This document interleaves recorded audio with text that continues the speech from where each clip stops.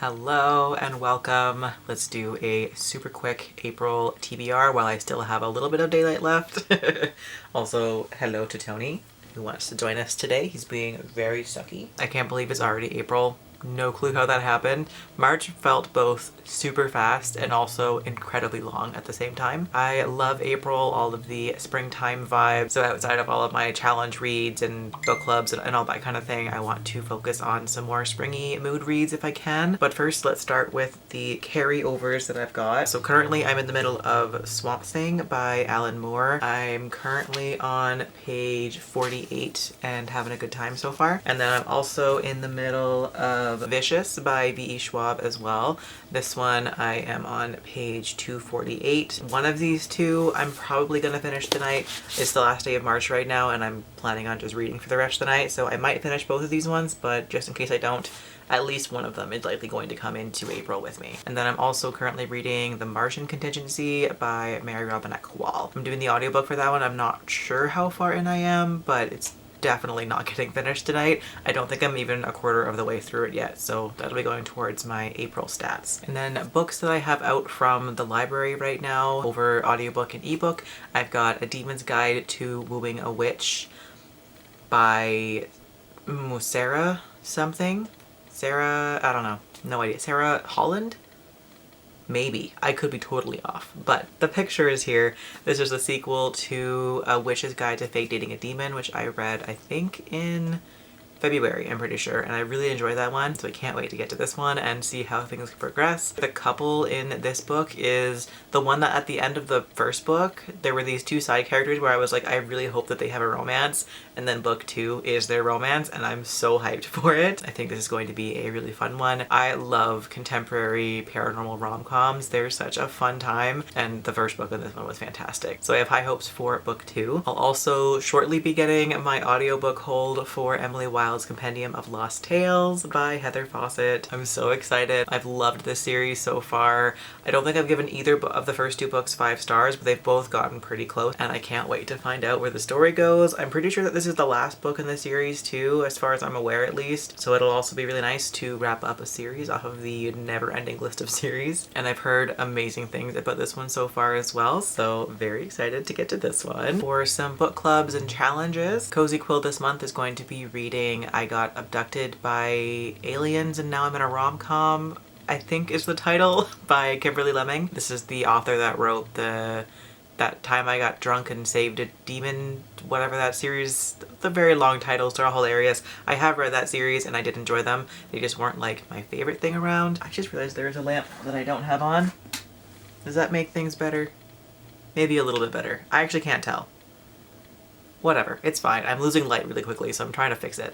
Anyways, this book, I have read that series that she wrote, and it was good, but just not like my favorite thing ever, but they were very fun. So I do expect this one to also be a very goofy, fun time.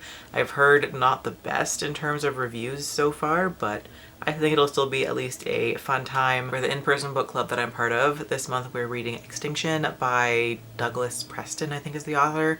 I'm not sure if I'm going to read this one. It's not really my thing, but I might give it a shot just to try something new for once. And then for the buzzword challenges, both the regular one and the covers one are both the same with animals. So for the regular one, I'm going to be reading The Faithless Hawk by Margaret Owen. It's the second book in the Merciful Crow duology. I can't wait to get to this one. I'm so excited for it. The first book was fantastic. I read it for Backlist Bash in January, I'm pretty sure, and absolutely adored it. So I can't wait to see how this duology concludes. And then for the covers edition, I'm going to be going with Sunrise on the Reaping by Suzanne Collins. There is a snake and a bird here, so it works out perfectly for this challenge, and I'm so excited. This is Haymitch's story in the Hunger Games series. This better be good. The Songbird one I really didn't like, so I'm really hoping that this one's not going to flop on me because I love Haymitch as a character so much. I need this to be good, please.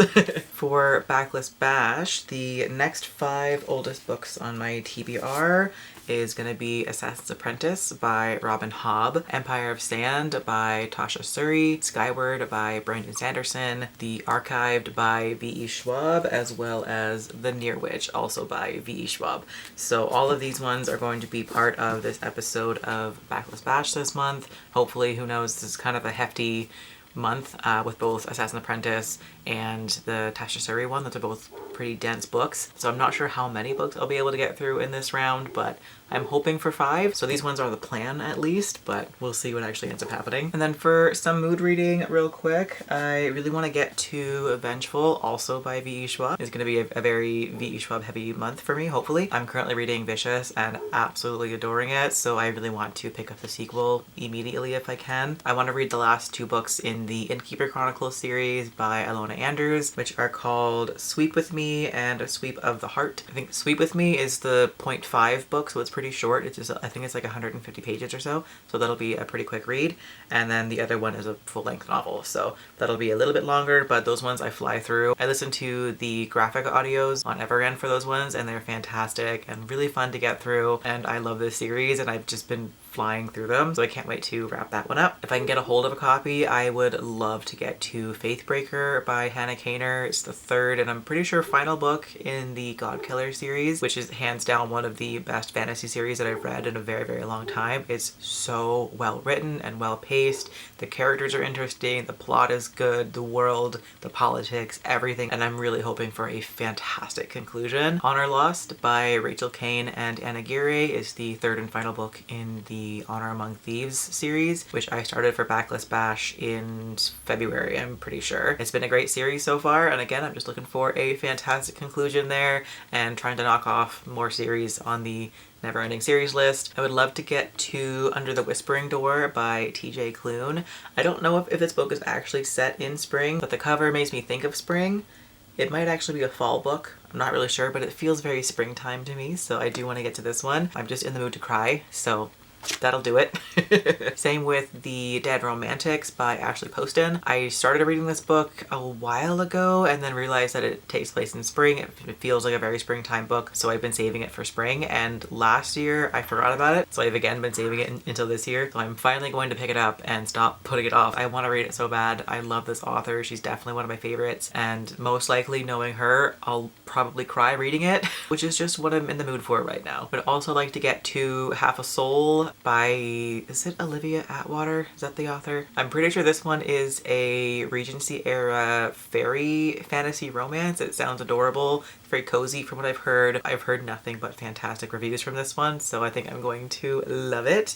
I've been really in the mood for fairy books lately, and I'm hoping that this will scratch that itch. Plus, Regency era romances really feel like springtime to me, so again, that'll just kind of fit the vibe that I'm going for right now. And then finally, I have an arc of The Halfling's Harvest by S.L. Rowland. This one I think is the May book club read for Cozy Quill, but because it's an arc, I do want to read it in April. It comes out April 2nd, so I'm already gonna miss the release date for it, but it is what it is. I'll try and get through that one gradually throughout the month. I only have that available through ebook, which is going to be a pretty slow one for me, so I'll just kind of gradually pick my way through it over the course of the month. But yeah, those are the plans for this month. I'm very much looking forward to all of the things that I'm hoping to get to. Kind of a big list now that I'm looking at it, like even just this is a lot, and that's only maybe half of like what's on my list on my phone, because the rest are through audiobook and ebook, so a bit of a hefty one, but I think I can do it. I feel like I probably can.